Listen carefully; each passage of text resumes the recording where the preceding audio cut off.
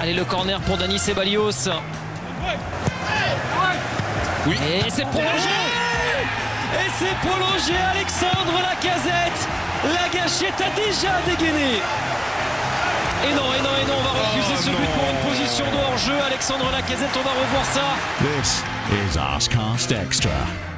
Hello and welcome to another Arsecast Extra, as always, with James from Blog. James, good morning to you.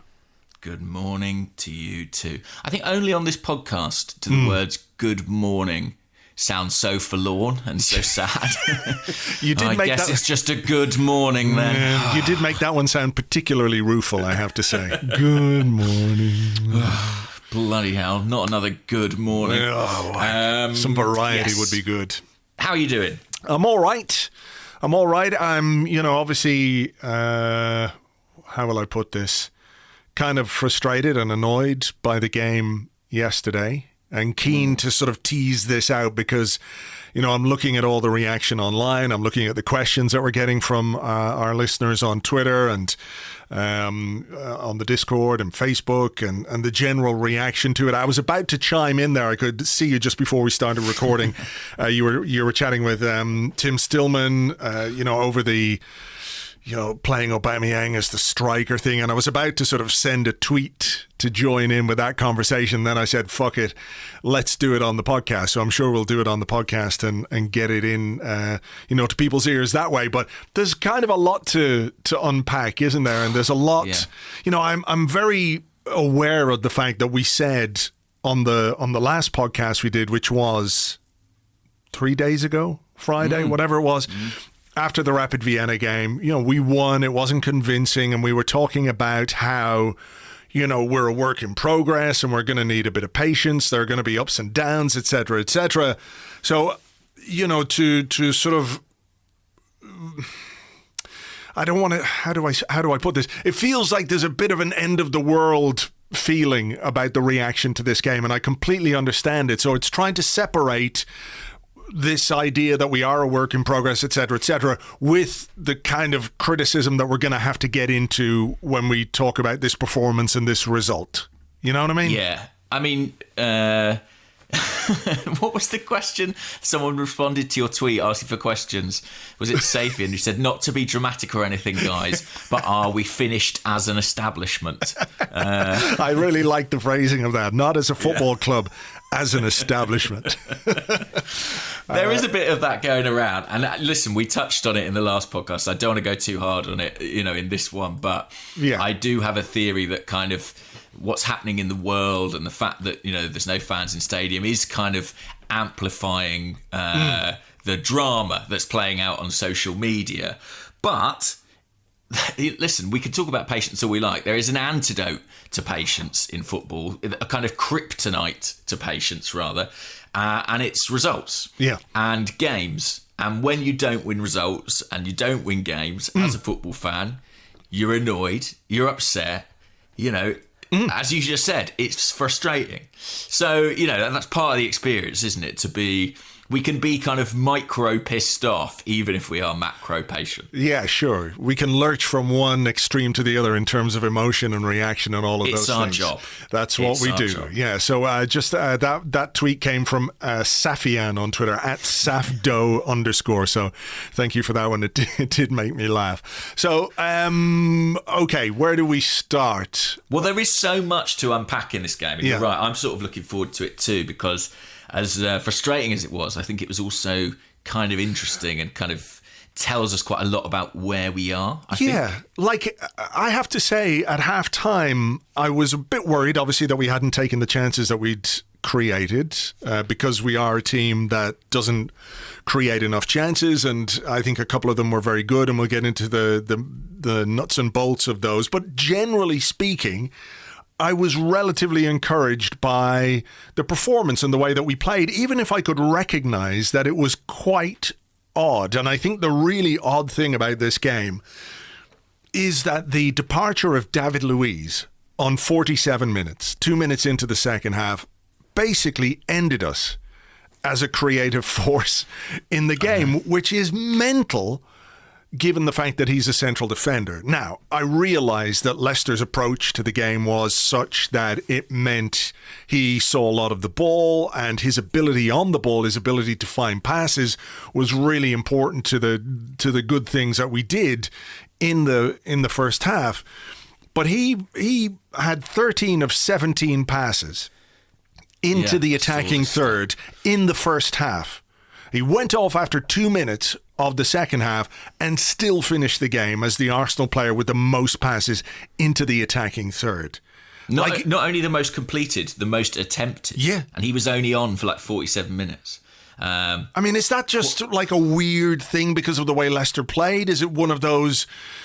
I don't know. Is it just kind of a freaky It's not a thing, freak. Or what? It's what not is a freak. It's happened already this season. It's happened already. Right. And it happened last season too, that David Luiz has been our player with the most final third entries. I mean, maybe after all the Kolo Touré at DM talk, it's time to unleash David Luiz at number 10. That's clearly the secret to our attacking issues. I mean, I think it's a couple of things. It's a function of the way teams have played against us at times. It's also a function of the way we play, and we build up through him so much. And it was, we'll come on to this, but once he went off, we kind of became even more predictable because it was just Xhaka every single time. His passing in the first half was, at times, breathtaking, I thought. It was pretty extraordinary. There was a couple of balls out to Tierney that took my breath away. But it's also illustrative of an issue, I think, in that we're having to go direct from him and we're not finding ways to play through the midfield. Well, yeah, it is very difficult, though. I think we have to acknowledge that it's really difficult to break down a team which is sitting with every man behind the ball. And we've seen it many times in the past. But you know what, I think what might be part of the frustration that people have is that we used to see this a lot under Arsene Wenger because of the way Arsenal played, because of the kind of possession domination that we had. We had all these technical footballers. Teams would come and they would sit and they would soak up pressure and they'd hit us on the break and they'd score with their first shot. And it was really annoying, right? But what that was coupled with more often than not was a kind of relentless attacking intent from Arsenal, So it was kind of easier to deal with. You could look at the way the opposition was playing and say, well, I understand why they're doing it, but I can see what Arsenal are trying to do here. We're just going to keep attacking. We're going to keep trying to knock on the door and find the space. We don't necessarily seem to be that way under Mikel Arteta. So I think we have to acknowledge that it is hard when a team sits in a kind of 3-6-0 formation and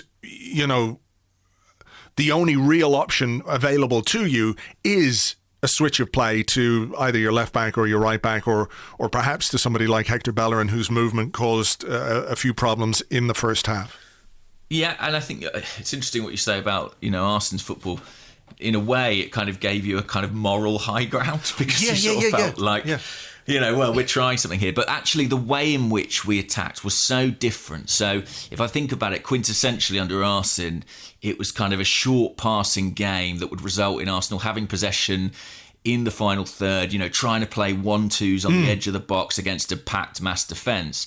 The reason Luiz has all these final third progressions is because one of the first things Arteta did when he came in December last year was he said, what we're going to look to do is go from back to front very, very quickly. And it's a tenet of Guardiola's play. Effectively, you could call it long ball, but it's that you get from defence into attack with one pass through the lines as quickly as you can. The idea being you don't give the opposition time to amass people behind the ball, and you create overloads by passing through their midfield. And that is what Luiz is trying to do. And in the early part of Arteta's reign, I actually think it worked really quite well. The problem is now people are wise to it and it's become a bit one-dimensional. Yeah. But just to say, I think you're right in what you say about there were things in the first half that were more positive. And it's, I think when you've got a team who are kind of evolving, we're used to the idea of sort of one step forward, 2 steps back. What was crazy about this game is that happened in the space of 90 minutes. The first half felt like one step forward. Second half felt like 2 steps back. Yeah, that's fair. Let's talk about the chances then. I think the first thing we have to talk about is the good goal that we scored, which should have stood. Yeah, that's a goal. And I have some sympathy for the manager if we're going to be critical about, some of his decisions or the approach or the way that we played in the second half. I think it's also fair to point out that we scored what should have been a good goal. It should not have been disallowed. I feel quite aggrieved by that decision, because it's not the first time in recent weeks that VAR has, stuck an unwanted finger up our arses. It's redundant, I suppose, to say it changes the complexion of the game. Obviously, it does if you score after 3 or 4 minutes. It really does change the way Leicester have to play, because they've got to come out a bit, and then you can play the game a little bit differently. So I think if we're going to be pissed off about the way that we played, I think we can be pissed off about that decision too. Yeah, definitely. I mean, there's a good clip online, I think, of Ian Wright analysing it. I don't know which channel he was doing commentary for, but right, haven't seen it yet. You can see that there's a view from, I think, behind the goal, basically, where Lacazette makes contact with the ball at the near post, and at that point, Schmeichel's entirely unimpeded. It's almost like a kind of visual trick of Xhaka being near him, but there's nothing to stop him making the save. I thought it was, a wrong decision. We should have had a goal there. And very, very, very frustrating. But, part of an opening period, and I know that there's a reluctance probably to hear positives after that result, but I think in the opening 23 minutes, we did at least have 8 attempts on goal, which is actually more than we managed in each of our last 2 home games. So there was a bit more intent there in that early stage. For sure. I think that's what was encouraging about that first half, is like they weren't necessarily all high quality chances, but there was a bit more going on from an attacking perspective. I thought some of the movement, I mentioned Bellerin, there were a couple of times he got in behind, which was good, and obviously using Tierney from the left-hand side and the quality of his crosses is really good. So the 2 chances, I think the first one is the Aubameyang one, which he heads over. I think that's a better chance than it looks. It's an unbelievable cross, I think, from Kieran Tierney, maybe off one of those Luiz crossfield passes, and I mean, he gets under it, Aubameyang. His timing's all wrong. I mean, it's not his strongest finish, getting onto the end of a cross like that in the air. But it's better than it looks. I agree with you, but it's nothing compared to the one we're about to get onto. Yeah, okay. Well, that's the Lacazette one. I mean, there's no 2 ways about this. There's no equivocating. That should be a goal. I mean, I actually laughed this morning when I watched it back again, and Lacazette sort of fails to make contact with it, and then he sort of indicates to Tierney, like, give it to me into my feet. And it's like, he's given you an open goal, the perfect cross that you just had to get your head on. I think to be honest, he closes his eyes, really. I'm watching it again here. I think he basically closes his eyes. And that's the only real explanation for it. He's worried about the boot, isn't he, coming across? But that's not what you want to see from your centre forward. No, I mean, he's got to score that. I don't care whether it's played into his feet or to his head. I mean, he literally just has to make contact with that, and it is a goal. So it's a really, really bad miss from a player who, I know we had a bit of a discussion about him the other day, but I thought last night was like a microcosm of the problems that he causes. Well, I think it was as bad a performance as I remember from Lacazette. I thought it was really, really bad. And I found myself, as the game wore on, kind of being amazed that he was still out there. I know a couple of injuries might have influenced that in terms of the substitutions Arteta had available. But, basically from half-time onwards, he looked kind of spent as a physical force. This is go on, sorry. Yeah, he just fell into that habit of doing that thing that he sometimes does, where he just ends up committing a lot of fouls. Jesus, and it's very frustrating. God. I swear to God, I was chatting to Andrew Allen, just sort of on message during the game, and I mentioned it to him about the foul. I think there was one in about the 5th minute. he gave away, quite central, about 35 yards out. Nothing came of it. And I said to Andrew, like, these fouls he gives away in these areas are so annoying. And he did another one in the second half. Like, it's a consistent element of his game. Like, there is a clumsiness to him in our half when he's trying to keep possession, when he is receiving the ball, you know, with his back to the opposition goal, but in our half. There have been countless occasions where it's broken down and we've been punished for it. He gives away far too many free kicks in that area of the pitch. And I think in some ways, you know, as I'm going to be critical of the player here, because I think technically he should be better than that. I think you have to ask questions about his continued use in this kind of a system, because, you know, people talk about, and we talked about it the other day, and you mentioned, you know, the system that Mikel Arteta wants to play and the kind of striker that Lacazette is, or what he wants from a striker within that system. And I'm wondering, well, what is it? What is exactly what he wants from this? Because he's not good defensively. He's spending a lot of time, you know, chasing down midfielders in games, which I don't think is a particular strength of his. I think physically there's a big issue here with Lacazette. Like, I know he's never been the fittest guy.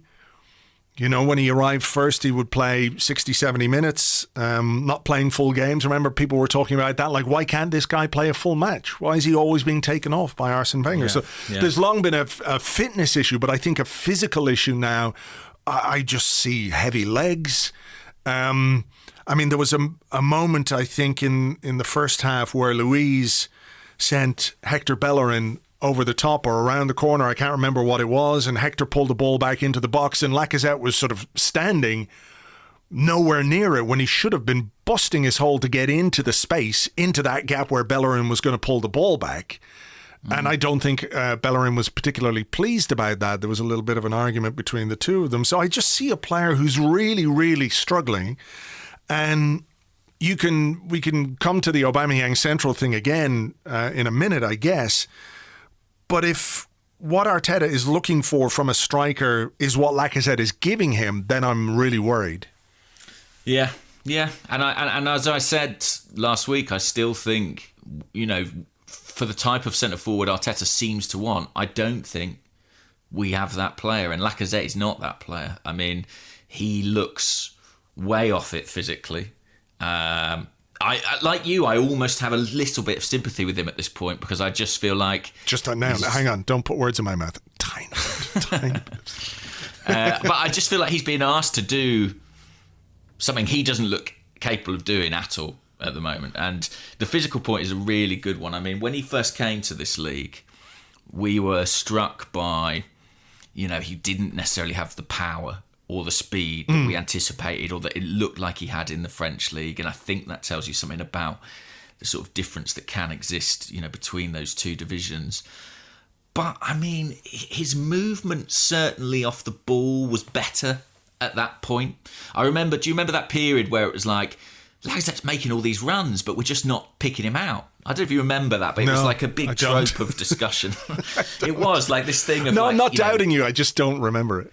Yeah. And it was like, oh, look, he makes these darts short. He darts in behind. We never look for him. We never look, you know, to find him. That was, I mean, I'm talking when he first came in, first 6 months. Oh, geez, I can't remember anything. That's way too long ago. 2020. I mean, and that's just not present anymore. He looks... I actually looked up the other day. I think he's 29, is he now? And he looks an old 29. Yeah. And I have to say, I mean, we talked about him as a kind of selling opportunity potentially this summer, and an upgrade opportunity. I do wonder if there was money on the table, which I think there might have been. Maybe not as much as we would have liked, but I think there may have been. I do wonder how we may reflect on that. He doesn't look like a player who at the end of this season is going to have a great deal of value. No, well, I mean, look, he's got a year left. This was part of the issue. And you know, again, you have to to say that it was not a normal market and not normal circumstances this summer. So that obviously played a part with not just the business we did, but I think what many clubs did or didn't do, because of the financial impact of COVID-19 and everything else. But part of the reason... Yeah? Oh, sorry. No, well, I was just going to say that part of the reason there was a decision to be made was the fact that, he is 29. He's not worth a new deal. There's no reason whatsoever to extend his contract. So with 2 years to go, you're sort of at maximum transfer value, I guess, in as much as this time next year, but by next summer, he'll have 12 months left on his contract. Are we going to be left with another Mustafi situation, another Socrates situation, another Ozil situation, Possibly. And I think very possibly. And that's, it goes right to the top of the club and the decisions that have and haven't been made, and I have sympathy for trying to do business in the last market, but, I think we should talk a bit about the shape of the team in the first half because it was a little bit different. Arteta ostensibly started 3 central midfield players in Partey, Xhaka and Ceballos. It meant Tierney pushing a lot higher. I was very surprised by the orientation of the front 3. As much as I can see some logic in Aubameyang on the left, I'm not at all a fan of Aubameyang on the right. So I just wanted to sort of generally, what did you think of the shift in the tactical setup in this game? I don't really understand it. I don't quite know what the thinking was, whether it was tailored to what he thought Leicester might do or something. I'm not 100% sure, but, I like Saka and I like what he can do in that area of the pitch. But again, like you, I don't like Aubameyang on the right. I think there is a case to be made for Aubameyang on the left, even if it's not my favourite. Look at the amount of goals that he scored from out there. So, you can make that argument relatively convincingly. If you didn't already have this issue ongoing with Lacazette, whose form I think is thrusting a decision about who plays through the middle, whether that's Aubameyang, whether it's Nketiah or somebody else. I agree with that. And by the way, just on the playing from the right thing, these stats are from sort of towards the end of last season, but they are quite instructive. His XG playing on the left wing at that point was 0.59 goals per game. His XG playing as a lone striker was 0.63. So basically 0.6 for both. His XG from the right wing in his games in that position for Arsenal to that date was 0.19. So his movement from that side isn't as good. He doesn't get chances there. I think it technically is not the easiest position for him to play.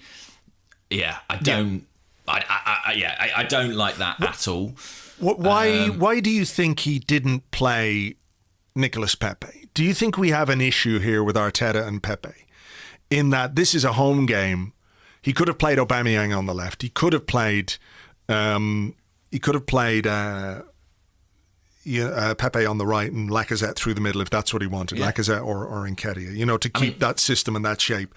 What's going on with Pepe here? Because it felt like towards the end of last season he had made a bit of progress and there was a bit more belief in him from Mikel Arteta. And we remember the FA Cup final performance and how well he played in that. And it was like, okay, he's got that first season out of the way.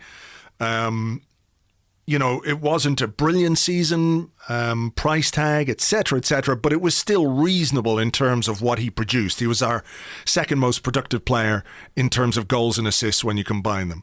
This season, it feels like he has taken a step backwards. I know his performances have not been that convincing, but when you're in and out of the team and when you're perhaps not feeling the trust of the manager or the belief of the manager, it is going to be a bit more difficult, isn't it? He came on yesterday and he was on the right for a little bit and then all of a sudden he was over on the left.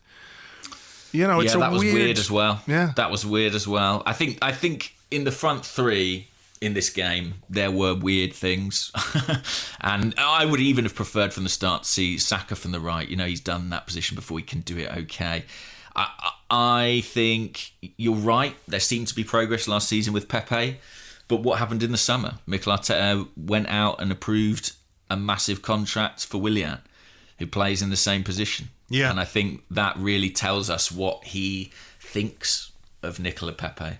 I think if I had to guess, I'd say that he struggles to incorporate Aubameyang and Pepe in the same front three. I think he probably feels they don't give you enough technical security, that there's too much risk almost incurred in that. And that's why when he did play them, I think he played them against City, didn't he? He kind of offset them with Willian. That's his preference. But I have two feelings about that. I have one feeling, which is that I still have hope for Pepe.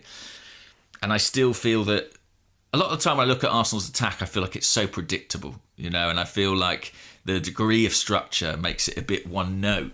Pepe is an improviser who can kind of exist outside of that and give you a bit of X factor. And so I kind of I like seeing him out there because I think he could be crap for 80 minutes, but he might do one thing that makes the difference. On the other side of it, I also have this kind of mounting feeling that he is not the player I want him to be.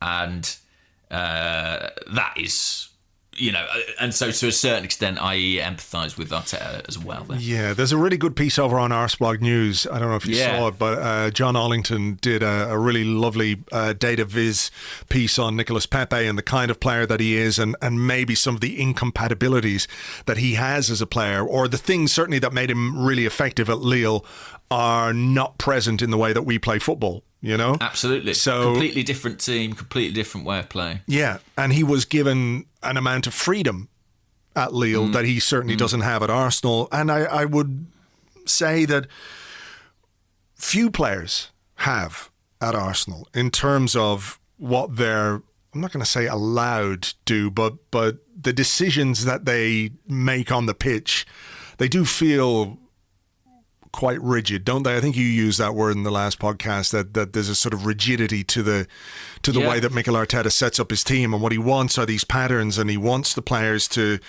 be in certain positions in certain areas, and it's quite exacting. And if it doesn't quite work off, there isn't the what way would we say it? Not enough jazz in the orchestra, if you like. There's improvisation, I think, like that. I can't believe we're back to this after however many years, but the handbrake is firmly on. Oh, it is, yeah. On. Yeah. And Arteta is not prepared to let it go. I think that he thinks he can only release it when he is confident that he has, man for man, a significantly superior team than the opposition. And the problem in this Premier League is that game to game, that isn't often the case. I mean, every game feels close. Every game feels hard. This league is tight and competitive. And if Arteta is waiting for the point where, well, I'm pretty certain, man for man, we're better than our opponent here, he's going to be waiting a lot of transfer windows, I would suggest. Yeah. We might only see it against Dundalk if he thinks we're a better man for man again than Dundalk. Do you share that sense? I get the sense that there's a sort of, I wouldn't necessarily say it's about being man for man better. I think it's to do with him trusting some of the players in the team. Like he's a control freak, basically. I think that's the case. Yeah, I think he really wants to control everything. And I understand it to an extent, in that you want to control, you want the players to know, and you want the players to be aware. Like, you don't want them running around like headless chickens. I think there's a balance, though, to be found between putting in place structures which allow your team to play and being so demanding and so rigid about what they can and can't do that it kind of nullifies some of their technical qualities. As we said the other day, when you look at the pass that El Neni made to Bellerin for the goal against Rapid Vienna, that's a lovely little piece of attacking football, predicated on the movement. Technically, I think we think these footballers aren't capable of doing some things that they actually are. they are capable of a bit more expression. Look at El Neni. Yeah, exactly. So I think there is perhaps an idea that we have, well, they're not good enough to do X, they're not good enough to do Y, and that's it. I think they kind of are. I just get the sense he doesn't quite trust that they will do what he wants, or whether it's a case that we're not yet capable of dealing with what happens when it breaks down if we become a bit more expressive. Well, I mean, it'd be interesting to talk about Leicester's winner shortly, but I think for me, it's not really about aesthetics. Like, I'll watch a shitload of boring games if we win them all. Do you know what I mean? Like, I will. Not everyone will, but I will. I like results. But the thing is, at the moment, this isn't really doing enough. That's the issue. I mean, it's fine to have a really structured, hyper-controlled team. I think there are elements of Man City that are like that if it's proving successful. But at the moment, we are not doing that. So it's natural that you look at it and go, what can we do differently? I mean, moving into the second half, I think we've sort of covered off most of the points finished in the first half. I found it fascinating how I felt like Arteta tweaked things a little bit at half-time. And Luiz's injury didn't help. But in the first half, he was so insistent with Dani Ceballos that he had to come and stand out on the right-hand side. And he was screaming at him. And Ceballos kept drifting centrally. And Arteta was like, no, I literally want you. I think he was saying al lado or something. I think al lado to the side. Exactly, yeah. So he wanted him out there on the flank. And, Xhaka wide as well. And everything built up through the flanks. And in the second half, through the left flank. And Leicester were just wise to it, seemed like to me. Well, look, I tell you one, we talked about Lacazette, but I think Ceballos was very lucky to spend 90 minutes on the pitch yesterday. Yeah. It looked to me from the very start that he was just a half a yard off it, whether it was the injury that he's had or something else, but, he was not at the races at all. And the game in which I think the headline I wrote on the blog yesterday was, can Thomas Partey provide some penetration to the Arsenal horseshoe in midfield?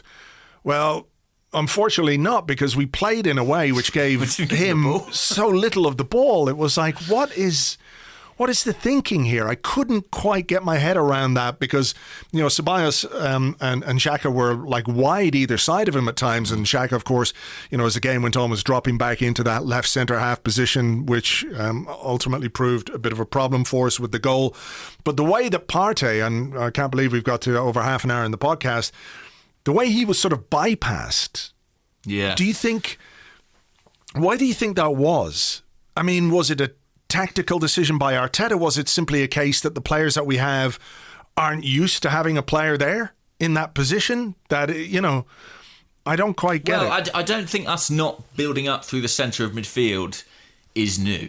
Let's say that. I think we've been doing that for a while, but this was the most exaggerated example, and maybe because Partey is new, we saw it a bit more clearly. I mean, what happened in the second half is that he was basically just filling the space in the centre circle and providing a bit of cover for the occasional Leicester counter-attack. He was dropping short, asking for the pass in from Gabriel, from Xhaka, and it wasn't coming. And, Arsenal's build-up play was so monotonous in terms of coming out through Xhaka. And I must say, I don't hate Granit Xhaka dropping into that back three to help us build up play. I don't hate it. I know it cost us. It did cost us in the end. But in theory, especially once you've lost Luiz, I think he's a good passer from that situation. But as with a lot of things in this Arsenal team, it was just the lack of variety, and Partey, when he got on the ball in the first half, I thought had progressive moments. There was a brilliant pass for Hector Bellerin, who ran in behind and got onto it. Superb ball. And I think he's got that range. I think he's already shown in 2 appearances for Arsenal he's got much better range than he was ever allowed to express at Atletico Madrid. And yeah, it did seem absolutely absurd to not use it at all. So here we have a manager who, in this game, let's put it this way, has played his best striker out of position, right? Yeah, yeah. He's got a main striker who he dropped an absolute stinker. He had a central midfielder in Ceballos who wasn't quite as stinky as Lacazette, but was still really poor. Bypassed probably his best central midfield player, whether that was intentional or not, and played... what was I going to say? I've forgotten what the other thing was. But, we've got a number of what you might call square peg, round hole issues. Would that be fair? Like, is it? Let's come back to the Aubameyang thing. Is it too simplistic? Because this is where I was going to weigh in on what you were talking to Tim about. The idea that moving Aubameyang into the centre, it doesn't solve, I accept, it does not solve the greater, wider issue of our creativity as a football team, right? No. But does it give you breathing room if your striker takes the one or two chances that you create? Like, I know it's easy to say, well, Aubameyang scores that goal that Lacazette missed yesterday, but I think he probably does. And I know we've seen him miss a couple of sitters in his time as well, Aubameyang, but I think he scores that one. Mm-hmm. So while you're trying to find the solution to the creativity issue that you have, the team's inability to fashion chances and opportunities, is it not an idea to play your best spinal players in their best positions and to get the most out of them? So you've got your Gabriel, who I think was impressive again. You've got Partey, who perhaps wasn't used the right way or wasn't brought into the game in the right way, but clearly is our best central midfield player. And we've got our best centre forward knocking around on the wing. It's not a bad place to start, certainly. Yeah. But by putting people where they're most comfortable. Yeah, so make your spine as strong as it can be and then supplement it with the things that can make it even better. I mean, to return to what Arteta was doing right at the start, I mean, we always talk about this 5-channel attack, right? And when he first came in, that 5-channel attack was Saka, who was playing kind of as a left back in a 4, but pushing on extremely high. Aubameyang, more narrow. Lacazette, who granted was a much more informed Lacazette at that time. Mesut Ozil, who was starting as a 10 and playing as the sort of inside right, and Nicola Pepe. And that 5, to me, had a much more natural chemistry and balance and threat than the 5 we saw last night and the 5 we're seeing at the moment. I mean, the 5 we saw last night was basically Tierney, Saka, Aubameyang, Lacazette, Bellerin. Now, granted, look, one of those players is Lacazette, who's in absolutely woeful form. 2 of them are Tierney and Bellerin, who are good players, but not attackers. I think to some extent it might be as simple as let's fill the 5 attacking channels with attacking players. Yeah. And I know there was a lot about Saka, left back, that was problematic, and I'm not saying we should go back to that. But, it allowed us to get that overload and to have an extra attacking player on the field. I was excited to see a midfield 3 of Xhaka, Ceballos and Partey. But when one of those players is playing left centre-back and one is playing right wing-back, it stops being a midfield 3 at that point. Yeah, because Partey is then really easy to crowd out. Yeah, I mean, he was a midfield 1. Yeah. Genuinely, he was. Yeah. And we thought we could afford that. And to a certain extent, we could. We'll get onto the goal we conceded in a moment. But I do think that those 5 lanes, the chemistry isn't right, and I think you can the biggest case for Aubameyang at centre forward is how bad Lacazette has been. Yeah, I think I think you can have debate about where he functions best, but at the moment, Lacazette's form is what kind of demands the change. I think I think Eddie is a promising young player, a long way from being the finished article, but I think he also finishes that one. That's the kind of goal that he scores. So. Yeah, absolutely. And I'm sort of surprised he's not getting more minutes right now. I have to say, he didn't start the Europa League game and he didn't start this game. I found that a bit odd. Yeah. And do you know what?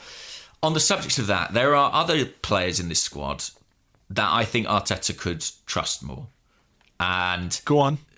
Well, when I look at this attack and I talk about that balance and, the aspects and attributes we don't have. So one is kind of technical security that, to a degree, Ozil was providing us. I know we've got Willian to come back, but I think that, someone like Reece Nelson, as an extra attacking player in the final third, could provide some of that continuity, security, creativity. I also think we lack off-the-ball runners desperately. And I think from everything I know about Emile Smith-Rowe, and I know this seems mad to say, we've got these 18, 19-year-old kids, and I'm saying trust them more, but I do think they provide diversity in our attack, and they're not getting a look in. And something we've learned about Arteta is he's, with the exception of Saka, he is quite, I think he is quite pro-seniority. Yeah, I was just going to ask you, do you think that there might be, if we talk about trust in players, is he perhaps not quite as into, if you like, the young players as we might like him to be? Because, people will laugh at this, but, when Ceballos is having a stinker of a game, like the one he had yesterday, can you tell me why, perhaps, and I know we're limited because you've got the 3 subs and we had 2 subs because of injuries, etc., but, someone like Joe Willock who can come on and bring something different to the midfield. Like, even with his movement and his running, he takes players with him, and maybe makes space, does that, in fairness. And I think you're right. He makes disruptive runs. Yeah, and I think you if we're going to look for internal solutions, well, there aren't any external ones. The market is closed. We've got to look. We've got to look at Smith-Rowe. We've got to look at Nelson. We've got to look at Willock, even if people are unconvinced by some of these young players. If that's what we want to do, to try and provide a little something different. Yeah, I mean, just to sort of bang the drum about Smith-Rowe. This is a quote from Steve Cooper, who had him at England youth level. Something he has naturally, which you have to coach into a lot of young players. He is willing to run in behind. Danny Cowley had him at Huddersfield. He said he makes good runs. He'll make corner runs in behind the fullback. He's willing to stretch the pitch. We always encouraged him to do that. We liked his ability to receive the ball behind opposing midfield players. He'd take it on the back foot, front face drive, draw and commit defenders. I just think that Arsenal miss that element of chaos in their attack, and someone who has that maverick movement, who's prepared to come short. I love that this is described as maverick. I mean, maybe it is under Mikel Arteta that this is somehow considered, wow, look at this guy. But, basically it's running to create space or to take players with you or to get in behind or to, it shouldn't necessarily be maverick, No, but there's a great clip I know what you mean, yeah. Yesterday of Arsenal trying to build up the play and everybody is staying in their zone because they don't want to get shouted at by Mikel. And there just isn't the fluidity. And it's a twofold problem. It's people not going in behind. It's also people not coming short. I have sympathy with guys like Luiz and Xhaka because they got to build it up and they haven't got loads of options to hit in front of them. But if they're going to get shouted at for getting out of their zones, is Mikel Arteta going to play players who will do something else, do something different? This is a fairly existential question, I guess. We can't answer it, but and I don't know that they're getting shouted at. I mean, no, I know what you mean. I see them getting shouted at sometimes. Well, he does. He talks a lot, doesn't he, on the pitch to players, and a lot of it is about where he wants them to be. He's telling them literally where to be on the pitch, where to run, when to run. You heard him shout at Lacazette like how many times during the post-lockdown games, because all you hear is like Laka, from the side of the pitch, or Dani, So I think it goes into that element of controlling the player's movement and where he wants them to be, perhaps so as not to be exposed from a defensive point of view. But look, we better talk about their goal. I suppose. Painful as it is. The absolute inevitability of it. I mean, honestly, Jamie Vardy was sat a few rows in front of me, and I saw him trot out to warm up. I saw him go and have a little chat with Brendan Rodgers, and it was just... I almost couldn't bear to see... When he came on, I grimaced, because I was like, this has just got his goal written absolutely all over it. Once bitten, twice shy and all that, Several times bitten. Yeah, many times bitten. This is not our first Vardy rodeo. Yeah, so having been fucked by VAR early on, we got fucked by Vardy late on. Very good. The defending for this particular goal was not good. It was not good. Xhaka got done a bit too easily, didn't he? With a quick the guy took a step to move into midfield, and Xhaka went with him, and then he made the run. Great pass, in fairness. Partey was trying to block it off, but couldn't quite get there. It was a great pass. But what's frustrating me about the goal in particular is Mustafi. Gabriel is sort of gesturing to him like his starting position. He's asleep, basically, is what happens, because he'd been up the pitch and he actually made a block. Mustafi, he sort of closed down the man well and made a block, but did not get back into the right kind of area. So he was sort of half asleep when Gabriel was gesturing to him, to move into the space that he was going to have to vacate to cover for Xhaka, who'd been exposed by the ball over the top. So I'm not putting it all on Mustafi, because I think we have to give some credit to Leicester for what was a well-worked goal. Xhaka obviously culpable as well. But, conceding a goal to Jamie Vardy in which both Granit Xhaka and Shkodran Mustafi are at fault feels very familiar. Yeah.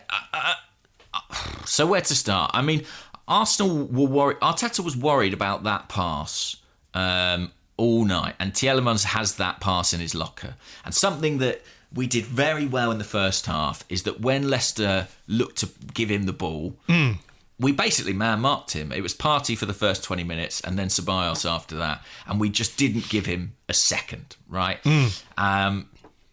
If he does have a second, if he's not being pressed, which is the case because we left Thomas Partey as the sole man in midfield for most of the second half, what you can't do as a defence is squeeze up, because you create the space in behind for him to knock it into. And when Tielemans is on the ball with no pressure, you have to drop off.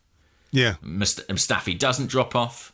I actually think it's quite collective. I mean, none of them really drop off, but at least Gabriel has a deeper starting position.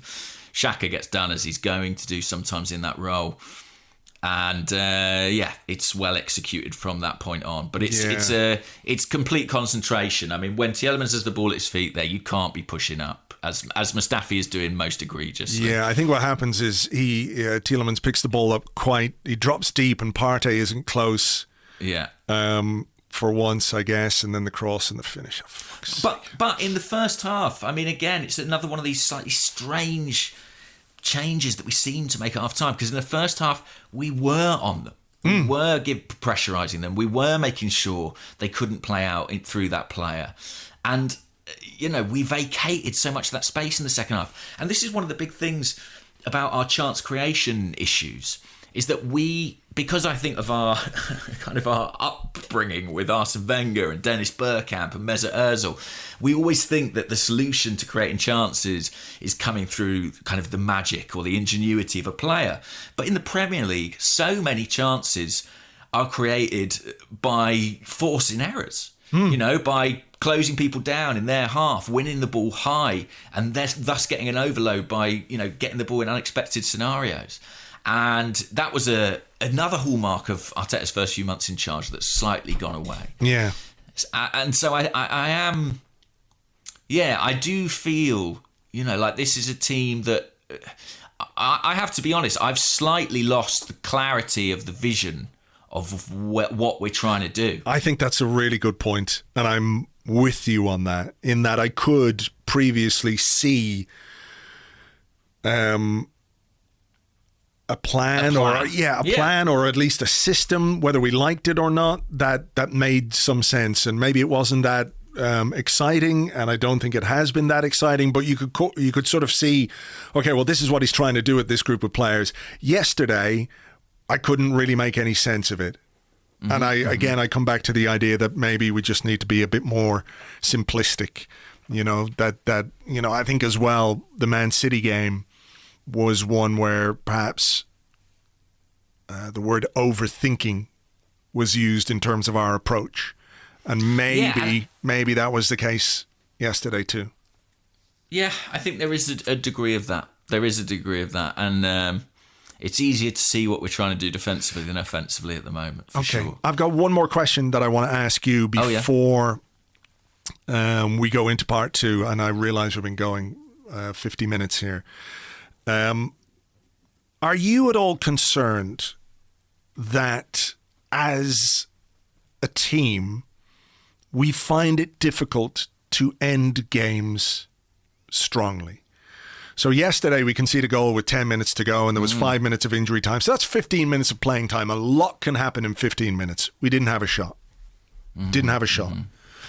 In general, and again, I don't want to keep harking back to the Wenger era, but do you remember games, it happened many times, where we would be looking for a goal towards the end of a game, and we might have played poorly and we'd finish so strongly. Very often we'd score a goal. We might not win the game. We might salvage a draw.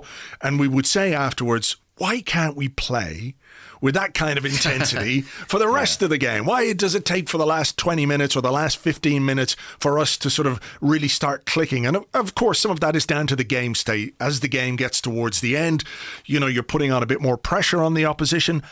One of the big concerns that I have is that as a team, we seem to find it really difficult, or are unable to ramp up the kind of attacking pressure, the relentless knocking on the door. You're fucking banging on the door. You're forcing them backwards. You're playing with aggression. You're playing with intensity. You're playing with, this kind of desire to squash the opposition back into their own half.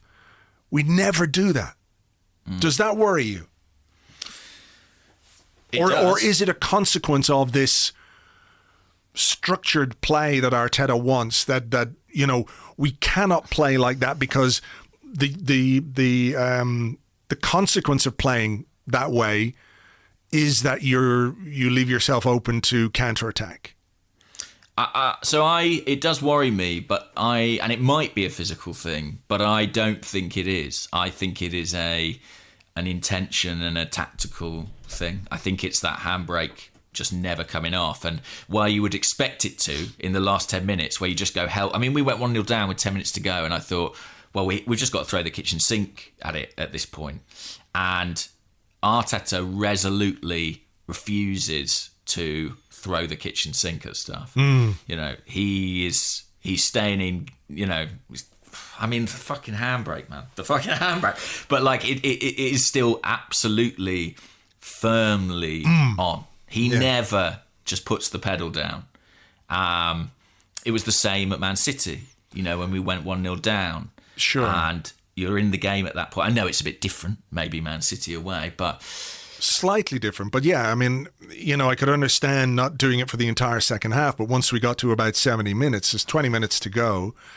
I get that maybe losing 1-0 isn't quite as damaging as losing 3-0, but I don't know. I do wonder about working with Pep, who is such a ideologue, you know, such a guy with a clear vision of this is how you play. And I do wonder how much easier that is when you've only managed the best team in your league. Yeah. Like a lot, I would say. You know, Pep's version of football is incredibly structured, but it's also populated with the most talented 11 in whatever league he happens to be managing it. Yeah. And I do wonder if we are applying the same degree of rigour and structure to a less gifted group of individuals, and if that's not necessarily the way to elicit the best performance from them. Yeah, I mean, that could come down and explain to an extent why he is so rigid, because he knows the players he has can't play in the way that he ideally wants them to play, or ideally wants his team to play. Therefore, he keeps them shackled. And or it's to an extent, I would say it's kind of fine to have 11 shackled players when they're the best players in the league. Sure. You know, I kind of shackled in inverted commas, like of course. Yeah.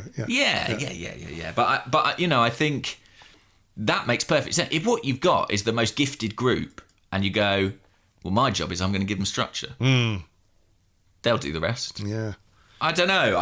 It's just a thought, but I wonder if, like, you know, what his mentor, the degree of his coaching education, I think he might be at a point where he's sort of having to learn and discover, well, look, maybe there's a time with this sort of player where I have to be a bit less controlling. My grip on them has to be less firm, and that I have to introduce an element of that chaos that is difficult to defend.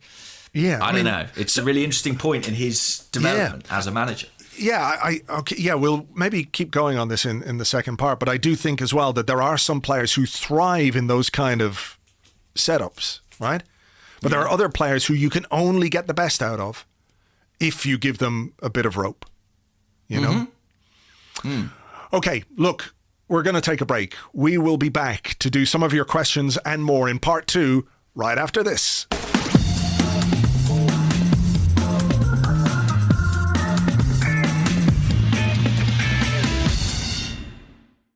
Welcome back to the Arsecast Extra. This is part 2 of the show. Did it again, didn't I? In which we answer questions that you sent to us on Twitter at Gunnerblog and at Arseblog on the Arseblog Facebook page, facebook.com/the Arseblog, and on the Arseblog Facebook page, facebook.com/ did I just say that? I did. I made a right cock of this fucking thing. The Discord channel, which you get access to if you're an Arseblog member on Patreon. I'm going to have to write this down and just read from it You're from like now Arsenal. on. Promising first half. Yeah, it was all set up so second half. all set up so perfectly. I used to be able to do it no problem whatsoever, and now it's just gone. Anyway, I thought we touched on some interesting stuff there on Mikel Arteta and the way he approaches things. And we have a couple of questions of a sort of similar kind of a theme. Let's have a look at this. We have on the Discord, these are all from the Discord, from Fernie Badger. I don't believe the time is now, but when is it fair to ask questions about Arteta? He talks about his win percentage of Arsenal being the same as the bad man. And we look less promising in attack. San Kiriko says, morning chaps, do you think the new manager bounce is well and truly over?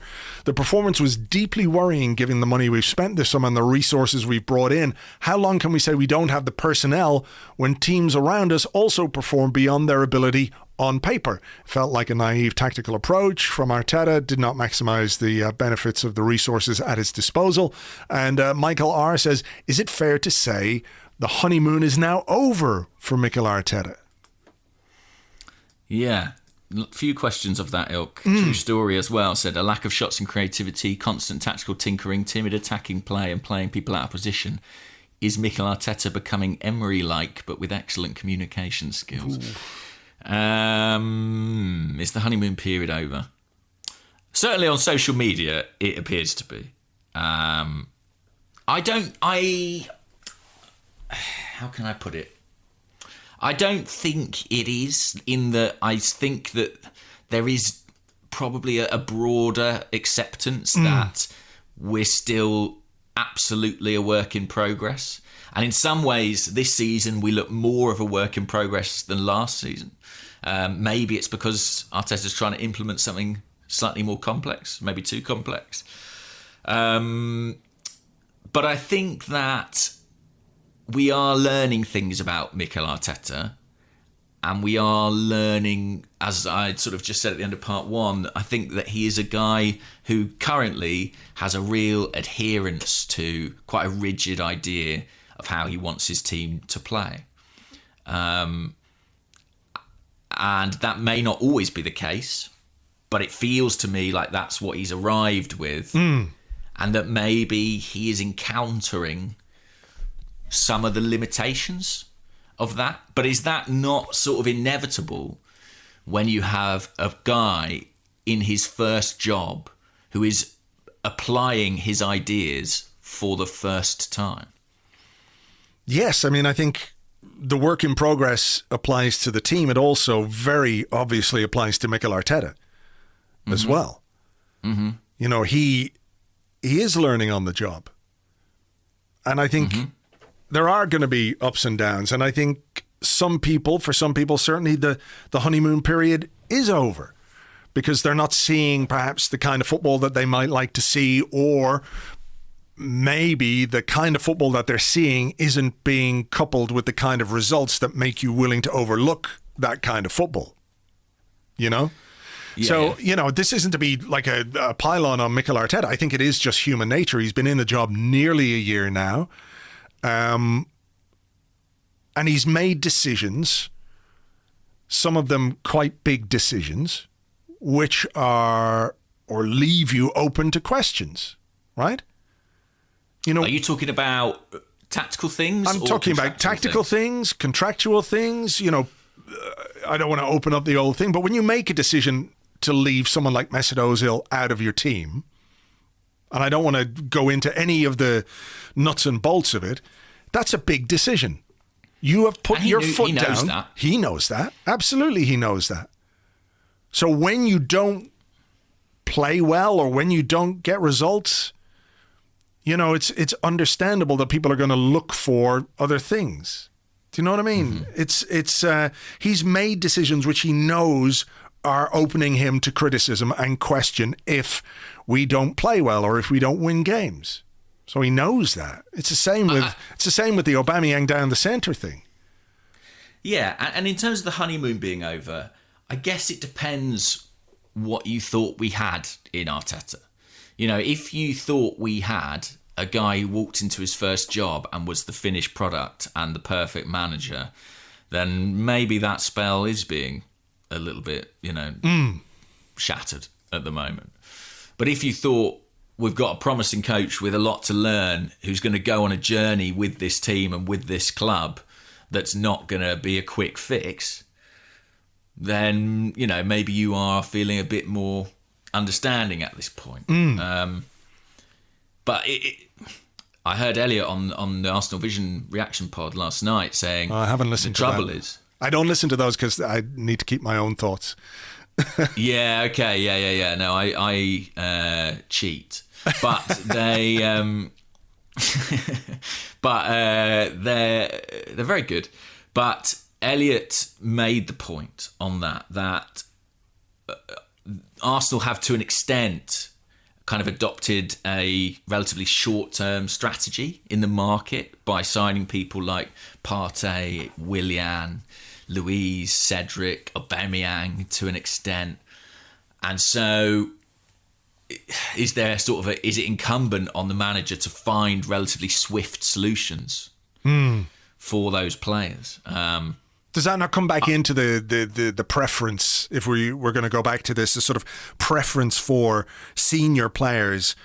You know, why do you pick senior players? Because they're experienced, they've been there, they've done that, they're, you know, nominally less error prone than young players.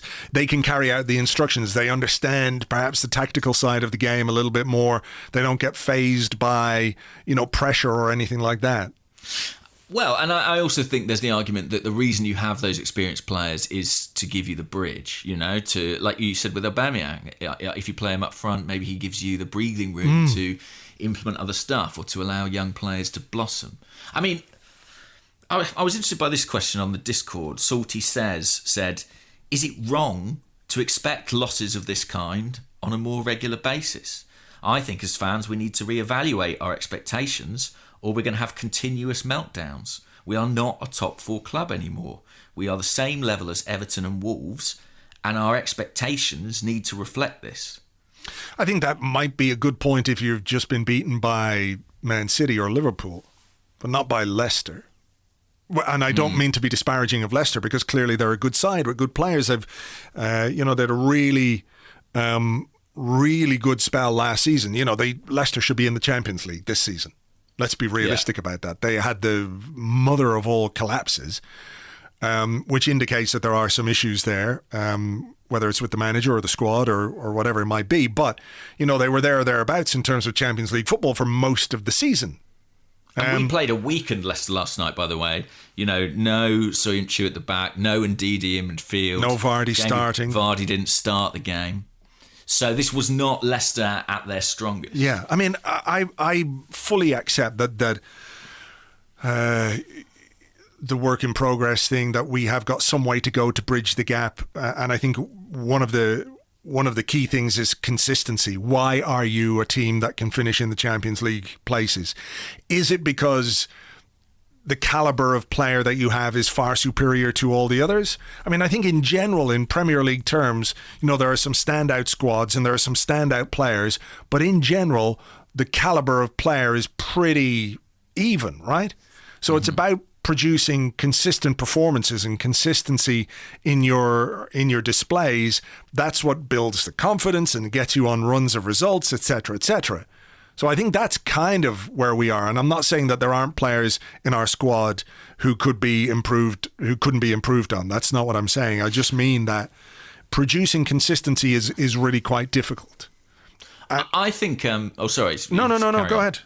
I was just going to say, I do think that one thing I think the question's right about is that given that we're not an elite team and we're a team that's battling for top 4, there are going to be bumps in that road. I think there's a slightly interesting thing where we have a memory of a time when we were in the top 4 where the league was quite different and the top 4 teams, basically, it felt like they beat everybody. It felt like we finished 4th and won all our home games, And I don't think that exists to quite the same extent. I think there's such a clear gap between the top 2 and the rest. I mean, Chelsea last season finished 4th and they lost 12 games, Yeah. And I do think that in terms of making the top 4 this season, we will lose games. Or whoever makes it will lose games. And it's not necessarily the disaster that it feels like if the process is good. But I think it's fair to have questions about the process at this point. Yeah, I think that's perfectly reasonable. I'm trying to think of questions here because I'm conscious a lot of the questions we've been asked are the things that we've been talking about. Sure. Takar, who's at Takar75, says, do you think the absence of fans affected the result last night? That was the first time I felt that if the stadium was full, the result would be different, and maybe just sort of widening that out a little. How do you think the reaction of fans to some of our performances might have an impact on Mikel Arteta's thinking or reactions to the way he sets up his teams? That's a really good question because I know the home fans at Arsenal and I know that, and in that second half, they would have been urging for something different, 100%. And as much as they might support Mikel Arteta, I think there would have been a tension there. And maybe this isn't so crazy to suggest that our inability to kind of turn the screw is in part associated with a lack of fans. It does feel like sometimes there is a how can I put sterility. it? A relationship. Yeah. And there's a relationship and a chemistry. They sort of become catalysts for each other, fans and team, and they turn the pressure up. Well, yeah, exactly. How many times has there been like a moment, a tackle, a shot, a run, something that energizes the crowd, that energizes the team? And I know it's impossible to sort of to say exactly how much influence it has and everything else. It's an intangible, but it's there. It's real. It's there. It's real. Yeah. And adrenaline is real, and all those, the psychology of it is very, very real. I mean, the stats for away wins in lockdown are, as far as I understand it, pretty substantially skewed. Home advantage is not what it was. And so, yeah, I think that maybe does have an input. I would be fascinated to see how crowds would react to this team, because I think there is an enormous amount of goodwill behind Mikel Arteta. But I also think there are things this team is doing wrong or not getting right that I think I know Emirates crowds, wouldn't enjoy. So that would be very, very, very interesting. Very, very interesting indeed. I mean, fundamentally, I think that I kind of have this sense, and this isn't a particularly original observation, that Arteta came in and managed to strike upon a formula that was the right formula for the back end of last season, in that it enabled Arsenal to play in a certain way that enabled them to play every few days, which was the demand of Project Restart. It was an incredibly demanding schedule, and it meant that, we had to play a slightly more compact fashion. It meant that it was very successful against sides who are better than us at times. But it's maybe not the way to play in the longer term moving forward. And I almost feel like we're kind of stuck in that rut. We're kind of stuck in that pattern. But maybe that is the pattern. Shall we have another question? Yeah, let's. I like the start of this one from J. Alex at Jordan AM 1988. Is Ainsley Maitland-Niles dead? And could we have dropped one of Xhaka or Ceballos to fit him in as a left wing back? I mean, basically, a few people asking, where is Maitland-Niles? And why aren't we seeing him? Les said, was happy when I saw the lineup, but I expected Dani to operate higher up the field. Is Ainsley Maitland-Niles now fourth choice right back behind Hector, Cedric and Ceballos? Isn't it fucking weird that Cedric played in the Europa League, can't even make the squad for the Premier League? Has he been in the squad for a Premier League game this season? I don't think so. I mean, but Maitland-Niles is by the sort skin of his teeth, if he has. Maitland-Niles is sitting on the bench. Why couldn't he have played the Europa League game? Like, if Cedric is not good enough or not deemed good enough or essential enough to even make the squad for a Premier League game, why fucking use him at all? I don't get it. I mean, maybe Maitland-Niles has been late for training again, genuinely, because it doesn't make any sense. I honestly think... I mean, I like Maitland-Niles, and I was glad he stayed. But if he's going to be used this much, he should have been sold. Yeah. He should have been sold if this was his standing in the squad. And that money should have been used on Houssem-Aouar or whoever else it was. Yeah. Yeah. I hate to be that blunt about it, but at the moment it's difficult to justify turning down the money for him because we're just not using him. Yeah. I don't understand why. I don't have any insight as to why. Nor do I at this point. And I have to say that was the issue back around Christmas time. But as far as I understood, that was all in the past. So maybe it's a tactical thing. But I am a little bit bemused as to how from the Community Shield and blah blah. Yeah, making his England debut and being so good that. Yeah. I don't know. I wish I could tell people what the answer is there. Let me have a look here and see, do I have a question? I do. Obviously, this is something that came up because of what happened last night in the Leicester team. Cove, who's at Dogog, on Twitter says, having seen Wesley Fofana thrive this season being thrown into that Leicester team, does that make the decision not to include Saliba even more strange, considering he was arguably the higher rated centre-back coming out of Saint-Etienne? And a number of people have asked that and made that observation. I think it's interesting. That's for sure. I mean, look, there are people who last season felt that Fofana was better than Saliba. I think, there are also people who think Saliba was better, and when he was injured, St Etienne massively suffered. They clearly were both thought of as really good prospects. I think that Arteta not playing him and not using Saliba, it could tell you about where Saliba is in his development, and that could be really worrying. But we also know that Arteta has quite strong criteria, doesn't he, for who he wants to pick and who he doesn't want to pick.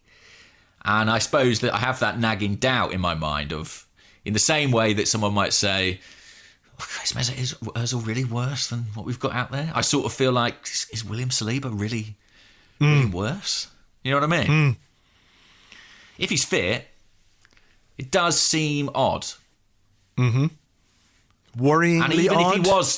Even if he was 10 million too expensive, do you know what I mean? At this point, it doesn't really matter. We've got him. It is a curious situation. And as strange as the Ozil situation is, and as much discussion and investigation as that warrants, I think you could kind of say the same about this. Mm-hmm. It's fucking weird. It's fucking weird. It is. Isn't it? Yeah, he's a 28 million, nearly £30 central defender. Look, tough things have happened in his life, of course. Sure. But it doesn't mean he can't play at all. Quite often playing is the escape precisely from the tough things in your life. Which isn't this. to downplay those in any way, but very often, when you go out on a football pitch or on the training pitch, you can kind of forget about those things. It gives you the escape. When I look at Gabriel, who, by the way, I think has been excellent really since he came in. I think what a good signing, and thank God we made that signing, especially given what's happened with Saliba.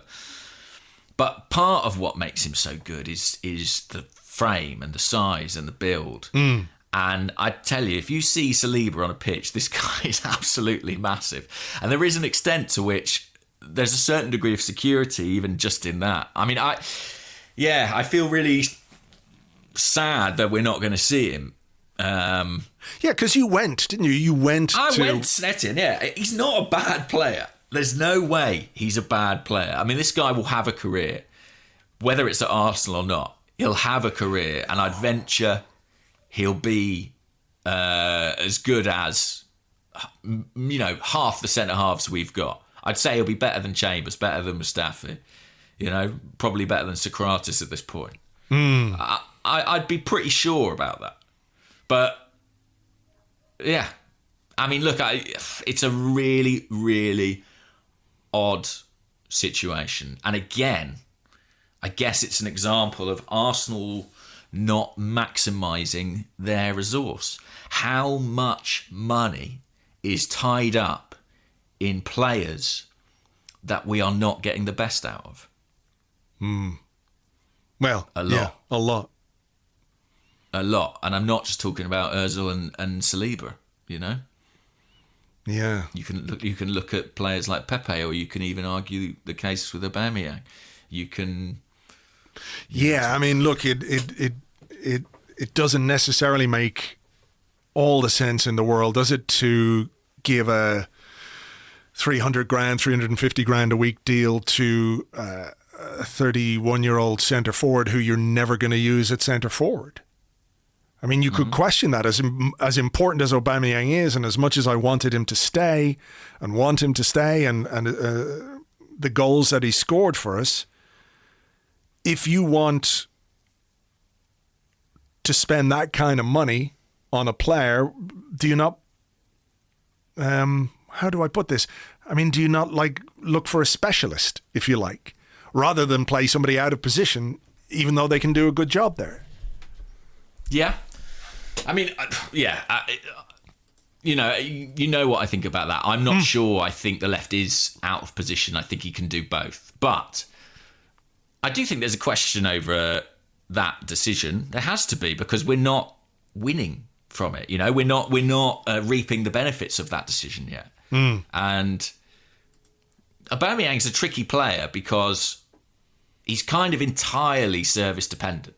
He's not someone who, is going to sort of, well, he does score some very good goals, but generally, whenever you talk about his performance, you have to caveat it with, does he get the supply? So at the moment, we're not really looking at him so much as looking at the problems around him, which is right.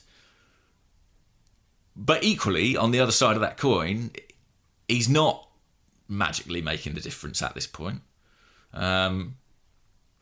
So yeah, it's a slight concern.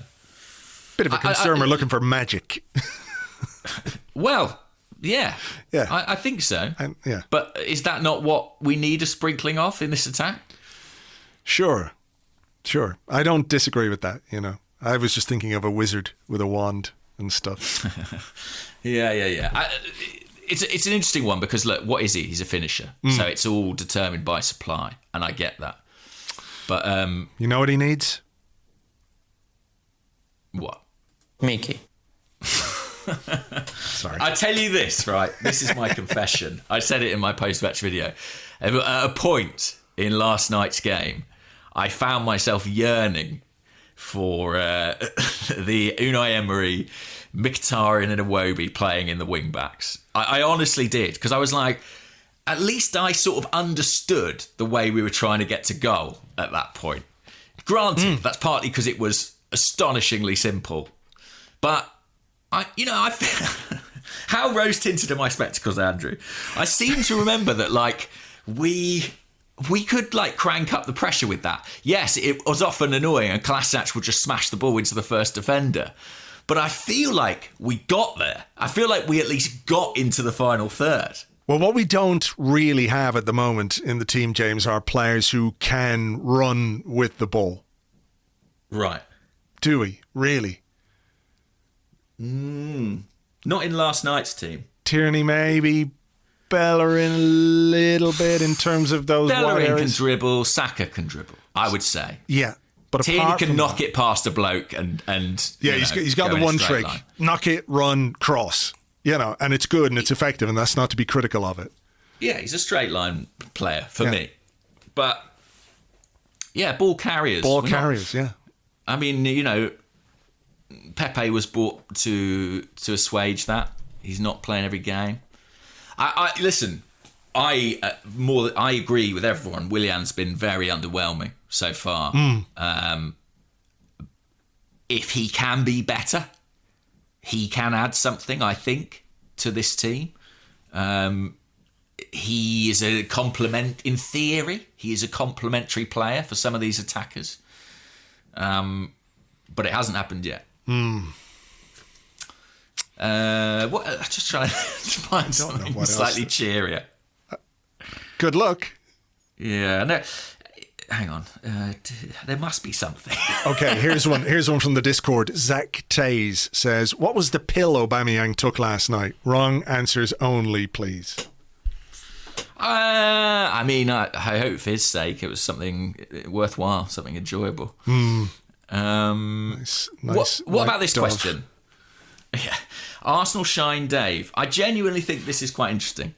He said, by the way, shout out to this question from Alan on Twitter, King of Anglia, who said, "Why is Lacazette so bad?" I think this is an amazing question. I think it is a good question, but we kind of dealt with it in part one. Arsenal Shine Dave says, "How would we be lining up if we signed Aouar? I'm frustrated by our lineups and where we have certain players. And had we bought a player who's a creative one, how do you think Arteta would have used him? And can he accept that Saka needs to be used in the same way?" So are we also signing Partey or not? Yeah, let's say we'd got both. Dream scenario. How different a team, in terms of the way it's set up, do you think we'd be looking at? That's a good question. Or would Aouar be playing right back like Ceballos?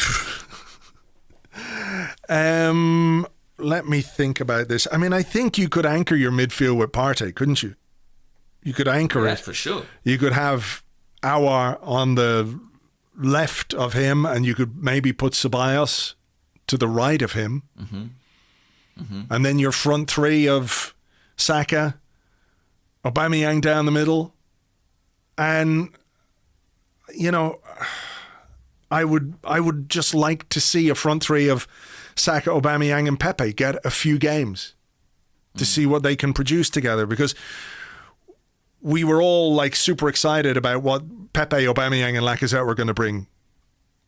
And that hasn't happened. But the only combination that has shown any promise within that trio is Pepe and Aubameyang. They've worked together, and Pepe has created some goals for Aubameyang. And I think as well, we've seen signs that Saka and Aubameyang can be a good combination. So if you've got two players outside Aubameyang who can combine with him, and then you've got more creative players behind him as well, I think that's how I would probably have done it. And in the absence of Aouar, I mean, this is what I was tweeting about before the podcast, and you were going to jump in on, so I'll ask you now.